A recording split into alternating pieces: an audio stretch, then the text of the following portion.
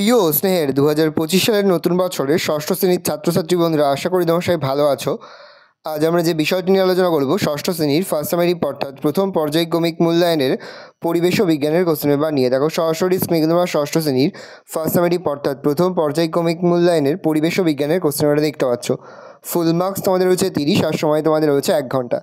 একের দাগে রয়েছে সঠিক উত্তর নির্বাচন করে লেখো যে কোনো 12টি, প্রতিবষ্টি মান 1 করে 1 × 12 = 12। প্রথম, ম্যালেরিয়ার ওষুধ হলো ফেনল, কুইনাইন, অ্যাসিটিলিন, পলিক্রল, তবে কুইনাইন। হানিডিউডের মূল উপাদান ফ্যাট, প্রোটিন, ক্যালসিয়াম, শর্করা। আমাদের চোখ ভালো রাখতে সাহায্য করে ভিটামিন বি, কে, এ, ই, উত্তরে ভিটামিন এ। পরে রয়েছে কাঠের আসবাবপত্র পালিশ চকচকে করে তোলার জন্য ব্যবহার করা হয় রেশম, পশম, রজন, রবার, উত্তরে রজন। যক্ষা রোগের জীবাণু বাসা বাঁধে ফুসফুসে, লোহিত রক্তকণিকায়, মস্তিষ্কে, হৃৎপিণ্ডে, ফুসফুসে। খাবার খেয়ে হজম করা একমুখী পরিবর্তন, উভমুখী পরিবর্তন, ভৌত পরিবর্তন, দ্রুত পরিবর্তন, একমুখী পরিবর্তন। প্রশ্ন, কৃষিক্ষেত্রে সার হিসেবে যা ব্যবহার করা হয় তা হলো নুন, ম্যালাথিয়ন, কার্বারিল, ইউরিয়া, উত্তরে ইউরিয়া। কোনটি ভৌত পরিবর্তন? দুধ থেকে দই তৈরি, কাঠ পুড়ে যাওয়া, লোহার মূর্ছে ধরা, বরফ গলে যাওয়া, উত্তরে বরফ গলে যাওয়া। পরের প্রশ্ন, লোহার জিনিসকে মূর্ছে পড়ার হাত থেকে রক্ষা করতে লাগানো উচিত নারকেল তেল, সর্ষে তেল, তেল রং, মৌত্র তেল রং। ইটার রোগের উৎস হলো সীসা দূষণ, পারদ দূষণ, ক্যাডমিয়াম দূষণ, প্লাস্টিক দূষণ, ক্যাডমিয়াম দূষণ। কোনটি অধাতু কিন্তু তাপে শুভরিবাহী? লোহা, তামা, গ্রাফাইট, রূপ, উত্তরে গ্রাফাইট। প্রদত্ত কোনটি একটি যৌগিক পদার্থ? তামা, সোনা, পাথরের চুন, রূপ, উত্তরে পাথরের চুন। প্রকৃতিতে মৌলের সংখ্যা 96, 105, 92, 102টি, উত্তরে 92টি। জলের সংকেত H2O, H2O2, O2H, H2O, উত্তরে H2O। সমুদ্রের জল বা নুন জলের মিশ্রণ থেকে নুনকে আলাদা করা হয় ব্যাপন, পরিস্রাবন, ক্লাসন না অভিস্রাবন, উত্তরে পরিস্রাবন। দুয়ে দাগে রয়েছে দুই একটি বাক্য উত্তরে যে কোনো 6টি, প্রতিবষ্টি মান 1 করে 1 × 6 = 6। এমন একটি গাছের নাম করো যার তন্তু আমরা কাজে লাগাই, উত্তরে পাট গাছ। একটি পরজীবী উদ্ভিদের উদাহরণ দাও, উত্তরে স্বর্ণলতা। পরের প্রশ্ন, একটি উপকারী ব্যাকটেরিয়ার নাম লেখো, উত্তরে ল্যাক্টোব্যাসিলাস। রাসায়নিক পরিবর্তন সাধারণত ড্যাশ ঘটনা, উত্তরে একমুখী।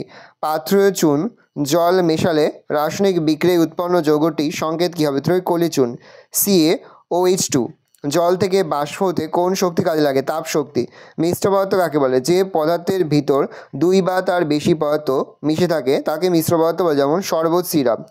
জল কেন যৌগিক পদার্থ? হাইড্রোজেন ও অক্সিজেন গ্যাস মিশিয়ে জল তৈরি হলেও জলে এই 2 গ্যাসের কোনোটির অস্তিত্ব বজায় থাকে না, তাই জল যৌগিক পদার্থ। তৃতীয় দাগে হচ্ছে সংক্ষিপ্ত প্রশ্নের উত্তরে যে কোনো 6টি, প্রতিটি প্রশ্নের মান 2 করে 2 × 6 = 12। পরাগ মিলন কাকে বলে? পরাগ মিলনের ফলে গাছের কি উপকার হয়? পরাগ মিলন কোনো ফুলের পুংকেশরের পরাগধানী থেকে পরাগরেণু ওই ফুলের গলমুণ্ডে বা একই গাছের বিভিন্ন ফুলের গলমুণ্ডে বা সমপ্রতিভুক্ত বিভিন্ন উদ্ভিদের ফুলের গলমুণ্ডে স্থানান্তরিত হওয়ার ঘটনাকে পরাগ মিলন বা পরাগযোগ বা পলিনেশন বলে। পরাগ মিলনের ফলে গাছের উপকার: 1. পরাগ মিলনের ফলে সপুষ্পক উদ্ভিদে নিষেক ঘটে, ফলে ডিম্বক, বীজ এবং ডিম্বাশয় ফলে পরিণত হয়। বীজ থেকে নতুন উদ্ভিদ সৃষ্টি হয়। 3. ফল ও বীজ উদ্ভিদের বংশবিস্তারে সাহায্য করে। প্রশ্ন, গাছ কি করে পরিবেশে অক্সিজেন, কার্বন ডাইঅক্সাইডের ভারসাম্য বজায় রাখে? আমরা ও অন্যান্য প্রাণীরা শ্বাসের সময় অক্সিজেন গ্যাস গ্রহণ করি ও কার্বন ডাইঅক্সাইড ত্যাগ করি। আবার খাবার তৈরি করার সময় গাছ অক্সিজেন ত্যাগ করে ও কার্বন ডাইঅক্সাইড গ্রহণ করে। এর ফলে পরিবেশে শ্বাস নেওয়ার মতো যথেষ্ট অক্সিজেন যথেষ্ট পরিমাণে থাকে। আবার অধিক কার্বন ডাইঅক্সাইড পরিবেশ থাকলে যে সমস্যা দেখা দিত সেগুলিও হয় না। এভাবেই গাছ অক্সিজেন, কার্বন ডাইঅক্সাইডের ভারসাম্য তথা পরিবেশগত ভারসাম্য বজায় রাখে। পাউরুটির গায়ে ফুটো থাকে কেন? পাউরুটির তৈরির জন্য ব্যবহৃত ময়দা বা আটায় থাকা শর্করাকে ইস্ট ভেঙে দেয় এবং তৈরি হয় CO2 ও অ্যালকোহল। এই উৎপাদিত CO2 ময়দা বা আটার মিশ্রণকে ফেঁপে উঠতে সাহায্য করে, কিন্তু পরে মিশ্রণ থেকে CO2 বেরিয়ে যাওয়ার সময় অসংখ্য ছিদ্রের সৃষ্টি হয়। এই কারণে পাউরুটির গায়ে ফুটো থাকে। দুধ থেকে কীভাবে দই তৈরি হয়? তার সঙ্গে মিথজীবিতা কাকে বলে? উত্তর লিখবে দুধে দই মেশালে দুধে থাকা ল্যাক্টোব্যাসিলাস ব্যাকটেরিয়া ল্যাকটিক অ্যাসিড তৈরি করে। এর পাশাপাশি আরও কয়েক রকম পরিবর্তন ঘটে এবং দুধ দইতে পরিণত হয়। প্যারা চেঞ্জ করে লিখবে, প্রকৃতিতে 2টি বা তার বেশি বিভিন্ন প্রতিভুক্ত জীব একে অপরের সাহায্যে বসবাস করলে এবং পরস্পর বিনিময়ের মাধ্যমে পুষ্টি পদার্থ সংগ্রহ করলে সেই ঘটনাকে মিথজীবিতা বা সিমোবায়োসিস বলে। যে শহরের পানীয় জলে কিসের ঝাঁঝালো গন্ধ পাওয়া যায়, এটি কেন দেওয়া হয়? শহরের পানীয় জলে যে ঝাঁঝালো গন্ধ পাওয়া যায় সেটি ক্লোরিনের। পানীয় জলে জীবাণু মারার জন্য ক্লোরিন দেওয়া হয়। পানীয় জলে হ্যালোজেন ট্যাবলেট দিয়েও জীবাণু মারা যায়। রাসায়নিক পরিবর্তন কাকে বলে?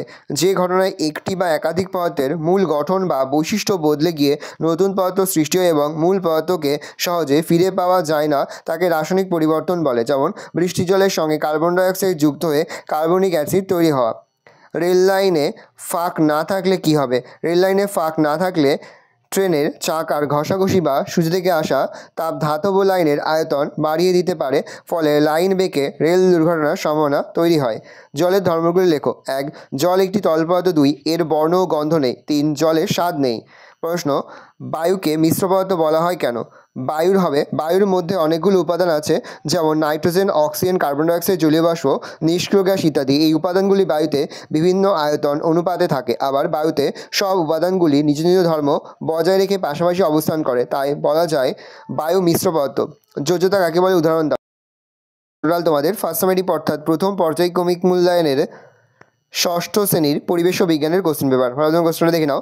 আশা করি ভিডিওটা ভালো লেগেছে। ভিডিও ভালো লাগলে ভিডিওকে লাইক করে দিতে ভুলবেন না। আমার নতুন লাল ক্লিক সাবস্ক্রাইব প্রেস করে পাশে বেল আইকন প্রেস করো, যখন নতুন করে ভিডিও আপলোড করি সবার ফার্স্ট নোটিফিকেশন পেয়ে যাও। আর এই ভিডিওটি তোমার বন্ধু বান্ধবী আত্মীয় স্বজন সবার মধ্যে কিন্তু অনেক শেয়ার করে যেতে বছর ষষ্ঠ শ্রেণীতে পড়ছে।